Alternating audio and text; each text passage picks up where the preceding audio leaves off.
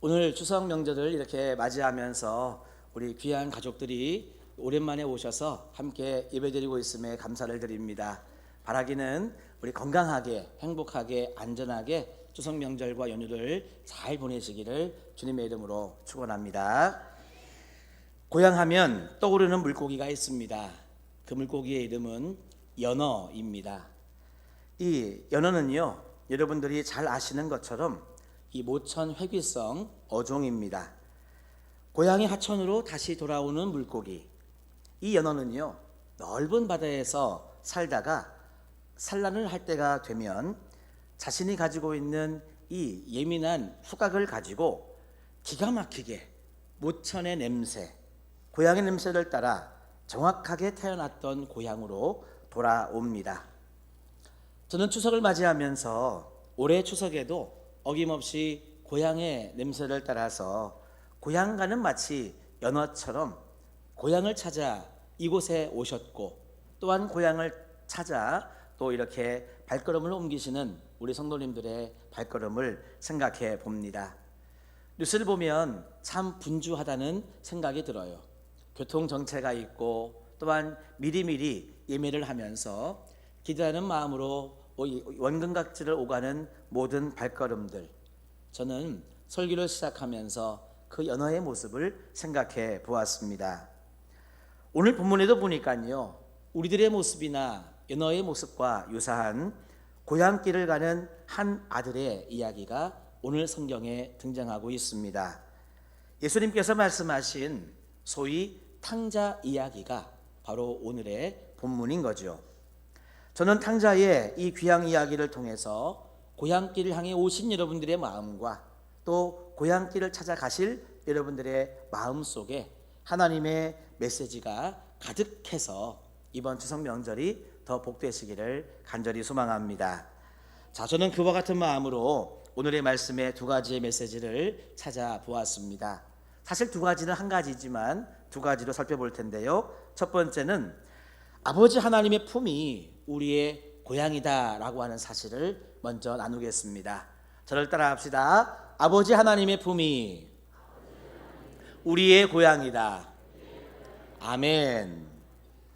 여러분, 오늘 본문에 나타난 탕자를 가리켜서요, 영어 성경은 프로디걸 선이라고 하는 표현을 사용하고 있습니다.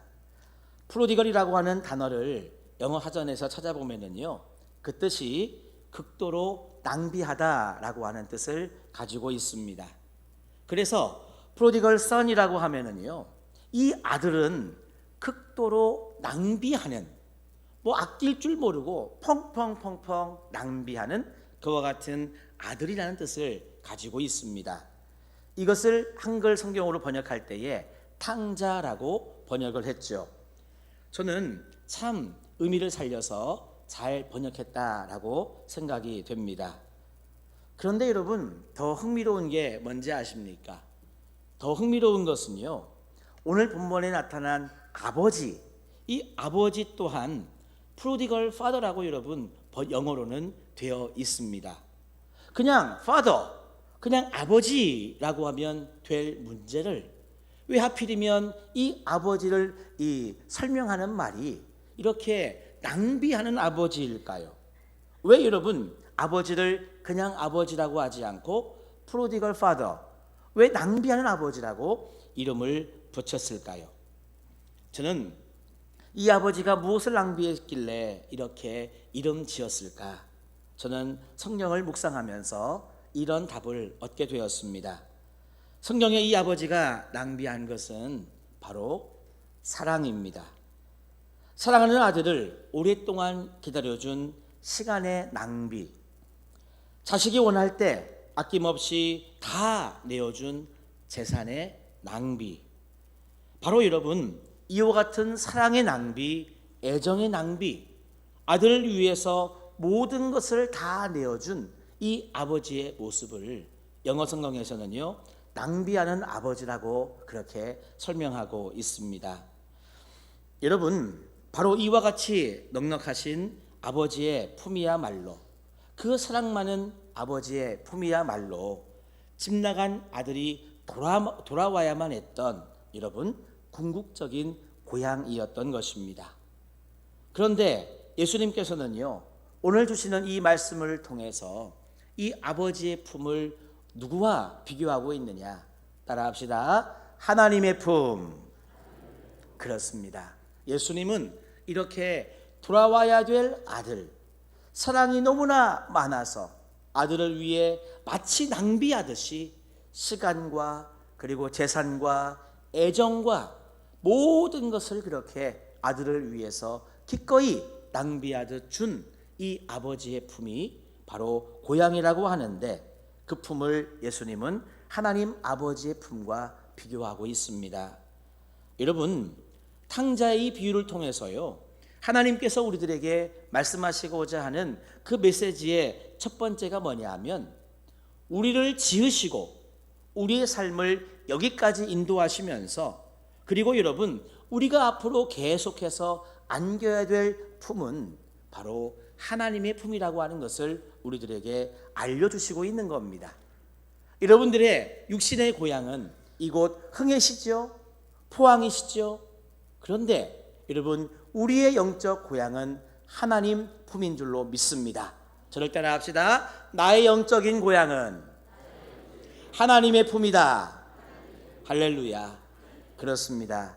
그래서 여러분, 우리 인간에게 있는 종교성이라고 하는 것은요, 마치 연어가 산란기가 되면 기가 막히게 내가 태어났던 그 모천, 그 고향을 향해 여러분 되돌아오는 것처럼 우리의 인간의 종교성이 바로 그와 같다는 것입니다. 우리는 여러분 결국 하나님의 품에 안기는 것이 우리가 여러분 본능적으로 가지고 있는 인간의 종교성이라고 하는 거예요. 그래서 오늘을 사는 현대인들이 마치 고향을 잃어버린 실향민처럼 여러분 왜 그렇게 방황할까? 그 이유는 우리의 영적 고향인 하나님의 품을 떠났기 때문입니다. 하나님의 품에서 떠났으니 여러분 날마다 고생밖에 없는 거예요. 힘든 일밖에 없는 거예요. 어디에 가서 여러분 안식하고 샘을 충전할 곳이 없는 것입니다. 그래서 하나님께서는 오늘 주시는 본문을 통해서 우리들에게 말씀하시는 거예요. 너희들의 육신의 고향은 이곳 흥해냐 포항이냐? 너희들의 영적인 고향은 내 품이다. 하나님의 품이라고 말씀하고 있습니다.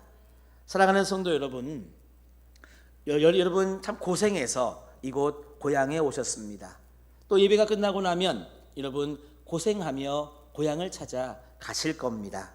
여러분, 우리 육신의 고향은 이곳 흥해 포항이며 또 다른 곳이 될 수 있어도 여러분 우리의 영적 고향은 우리를 위해서 아무런 조건 없이 마치 낭비하듯 모든 것을 베풀어 주시는 그 하나님의 품이 우리의 영적 고향임을 여러분 꼭 기억하시고 그 하나님께 날마다 예배드리며 영광 돌리는 우리 모두가 다 되시기를 주님의 이름으로 축원합니다. 두 번째입니다. 오늘 주시는 이 말씀을 통해서 사실 하나지만 두 번째로 이야기할 수 있는 교훈이 있습니다. 그것은 하나님 아버지 품에 우리가 찾는 모든 것이 다 있다는 것입니다. 이것도 한번 마음에 담는 이 소망으로 같이 따라해 보겠습니다. 하나님 아버지 품에 우리가 찾는 모든 것이 있다. 아멘. 그렇습니다. 여러분, 오늘 본문의 탕자가요, 고향으로 돌아오기 전 가장 그의 인생에서 힘들었던 것이 무엇일까요? 성경에 보면 바로 그것은 굶주림이었다라고 말하고 있습니다. 오늘 본문 17절에 보니까 탕자는 이렇게 외쳤습니다. 나는 여기서 주려 죽는구나. 지금 탕자는요, 다른 것의 문제가 아니었습니다. 예를 들어서 있으면 우리의 삶이 편한데 없어도 그냥 괜찮은 그런 문제가 아니었어요.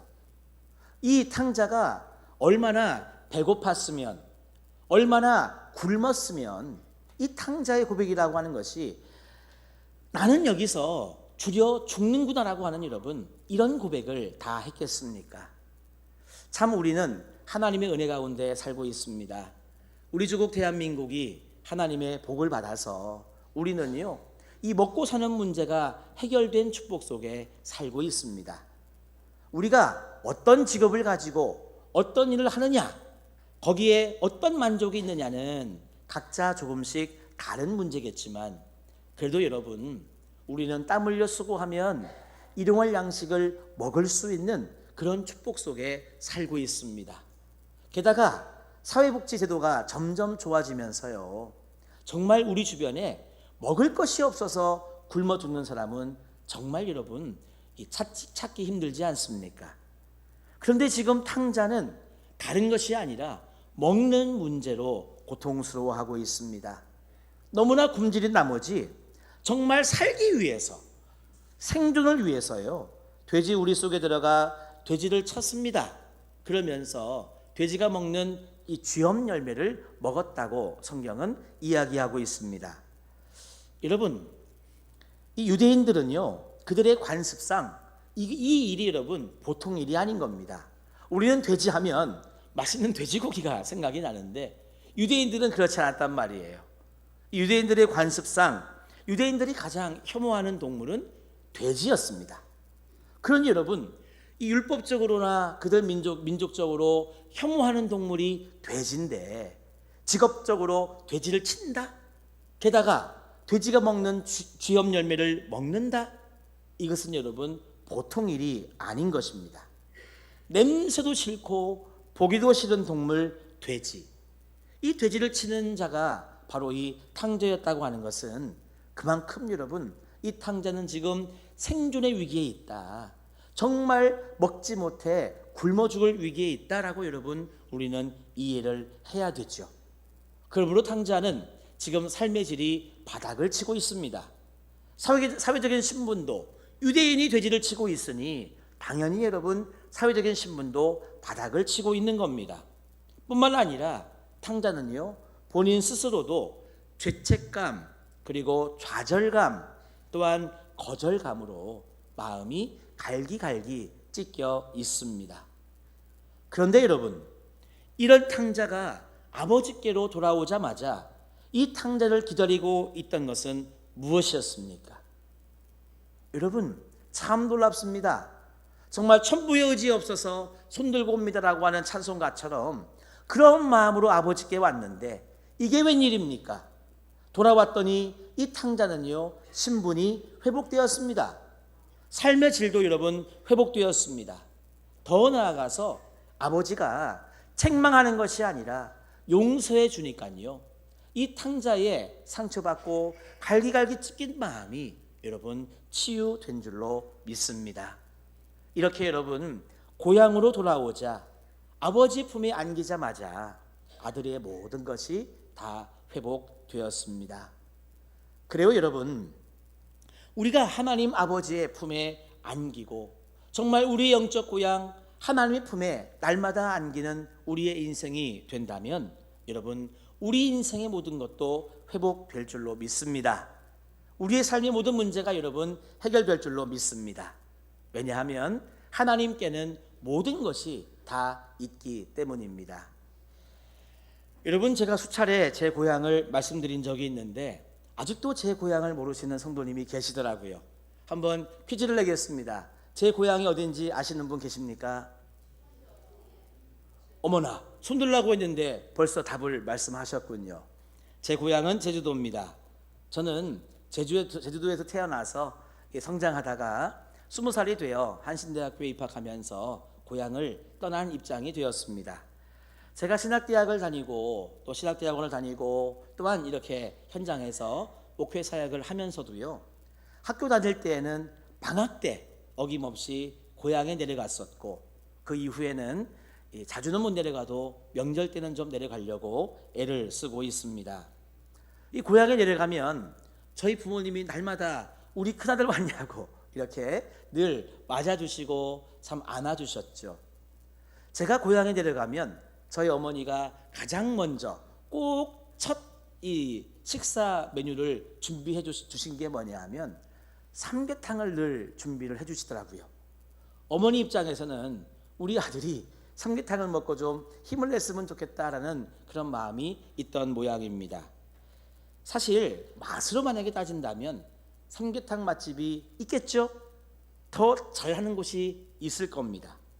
그런데 제가 어머니에게 가서 삼계탕을 먹는 것은요, 사실 삼계탕 안에 있는 어머니의 사랑을 먹었다고 저는 그렇게 믿습니다.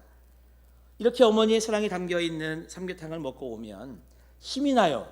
피곤도 풀립니다. 진짜 다시 한번 열심히 공부할 마음도 생기고 열심히 목회할 마음이 생기더라고요. 왜냐? 저는 삼계탕이라고 하는 그 음식에 담겨진 어머니의 사랑을 먹었기 때문입니다. 여러분, 그래서 우리가 영적 고향 하나님 아버지의 품에 안기면 하나님은 우리의 모든 것을 충분히 회복시켜 주실 수 있고 충분히 우리의 문제를 해결해 주실 수 있으며, 여러분 다시 한번 인생과 믿음의 길을 힘차게 살아갈 수 있도록 도와주시는 은혜가 하나님 아버지 품에 있는 줄로 믿습니다. 자, 그러면 이렇게 좋은 하나님 아버지 품으로 우리가 돌아가려면 어떻게 해야 할까요? 많은 방법이 있지만 오늘 본문에서 말씀하는 한 가지만 보도록 하겠습니다. 그 비밀이 17절과 20절에 담겨져 있습니다. 먼저 17절의 노란색을 같이 읽어볼까요? 시작. 스스로 돌이켜 이르되. 한 번 더 해보겠습니다. 시작. 스스로 돌이켜 이르되. 아멘. 여러분, 이 스스로 돌이켜라고 하는 말에 주목해 보시기를 바랍니다. 이것은 탕자가 고향으로 돌아가는 인생의 터닝 포인트가 된 바로 그 말씀이기 때문입니다. 여러분, 스스로 이 돌이켰다라고 하는 말은요, 영어 성경을 보면 He came to his sense라고 여러분 번역되어 있습니다. 이게 무슨 뜻이냐면요, 드디어 제정신으로 돌아왔다라고 하는 뜻을 가지고 있습니다. 그동안 탕자는 제정신이 아니었어요. 아버지에게 받은 유산을 가지고 이 낭비하고 쓰기에 바빴습니다. 흥청망청 놀고 탕진하는 데 바빴습니다.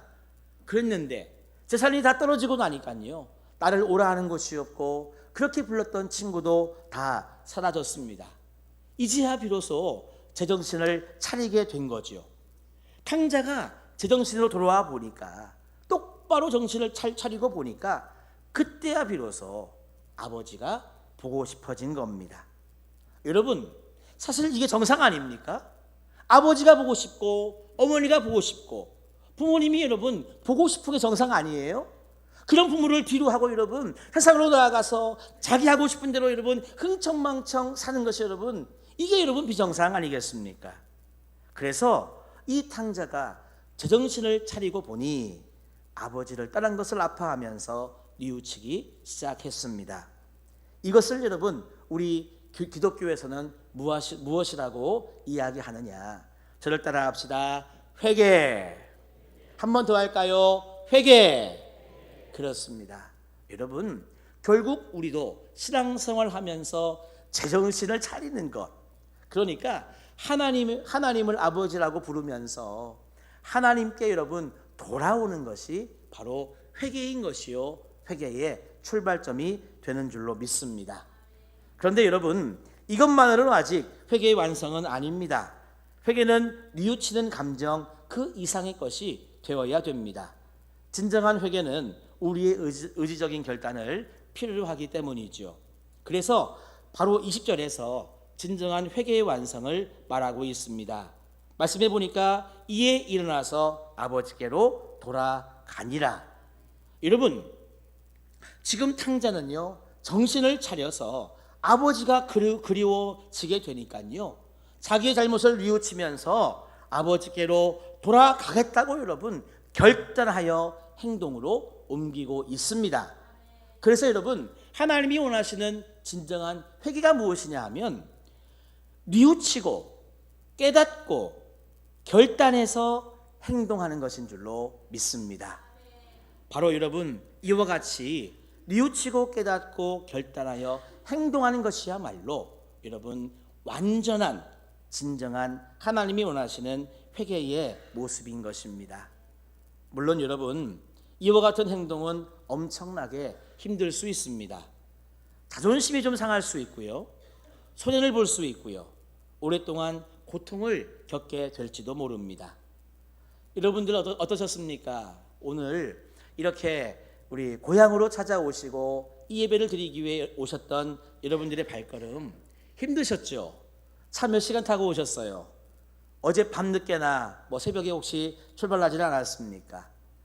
여러분, 이 민족 대이동이라고 하는 이 명절 기간을 보내다 보면 차가 많이 밀리면은요 10시간, 12시간 걸렸던 그런 이 때가 있습니다. 가끔 TV를 보면 그 옛날 몇십 년 전에 보니까요 아예 고속도로에 차를 세워놓고 밥해 먹는 이런 모습도 정말 추억의 모습으로 나오기도 하더라고요. 그런데 그렇게 시간이 많이 걸리고 고생스러운 고향길을 여러분 왜 가십니까? 물론 가는 길에 고생이 있고 오는 길에 고생이 있지만 고향에 가기만 하면 내가 얻을 기쁨과 은혜가 더 크기 때문에 여러분 고향에 가시는 거 아닙니까? 마찬가지 진정한 회개의 길은 힘든 거예요. 왜냐하면 감정만 느낀다고 회개가 아니고 그냥 입으로만 이야기한다고 회개가 아니기 때문에 결단해서 행동으로 옮겨야 여러분 완벽한 회개이니 사실 여러분 고향길 가는 것처럼 힘들 수 있습니다. 그러나 정말로 여러분 하나님께 회개하며 돌아온 자는 하나님 품에 안겨 하나님 아버지가 주시는 정말 우리 인생의 모든 것들을 다 우리가 공급받으면서 회개의 여러분 아픔과 힘든 것보다 더 큰 은혜와 축복이 우리들에게 임할 줄로 믿습니다. 그래서 여러분 탕자는 이에 일어나서 아버지께로 돌아가니라 행동으로 옮겨 여러분 모든 것의 은혜를 받은 줄로 믿습니다. 사랑하는 성도 여러분, 저는 명절을 맞이하며 우리 성도님들의 삶이 이랬으면 좋겠습니다. 고향을 오고 가는 길 여러분 힘들고 어려울지라도 여러분들의 삶을 돌이켜 우리의 영적 고향 하나님 품에 안기기를 날마다 소망하시기를 바랍니다. 그래서 이번 명절을 지나면서 그래 고향 흥이를 다녀가는 길 힘들었지. 그런데 육신의 부모님을 만나 참 행복했지만 더 나아가 내 영적 고향 하나님 품에 안겨서 여러분 이 시간 감사하고 더 감사하면서 여러분들의 인생길이 더욱더 하나님의 은혜로 풍성해지시기를 간절히 소망합니다. 강기옥 시인의 행복이라고 하는 시를 읽어드리며 말씀을 마무리하고자 합니다. 고향 눈 감으면 떠오르는 그곳에 언제든지 훌쩍 다녀올 수 있으면 당신은 행복한 사람입니다. 손때 묻은 기둥과 밭꽃 순결하게 피어나던 초가지붕과 숨바꼭질하던 친구가 있다면 당신은 더없이 행복한 사람입니다. 지친 삶의 현실에서 모든 것 포기하고 싶을 때 스스럼 없이 찾아갈 수 있는 고향이 있다면 당신은 가장 행복한 사람입니다. 오가는 길 고생스러워도 엎드려 절할 수 있는 어른이 있고 나무 한 그루 심을 수 있는 선영이 있다면 당신은 더 바랄 것 없이 행복한 사람입니다. 아늑한 평화, 포근한 안식으로 기억에 생생하게 살아있는 고향은 편안한 어머니 가슴입니다.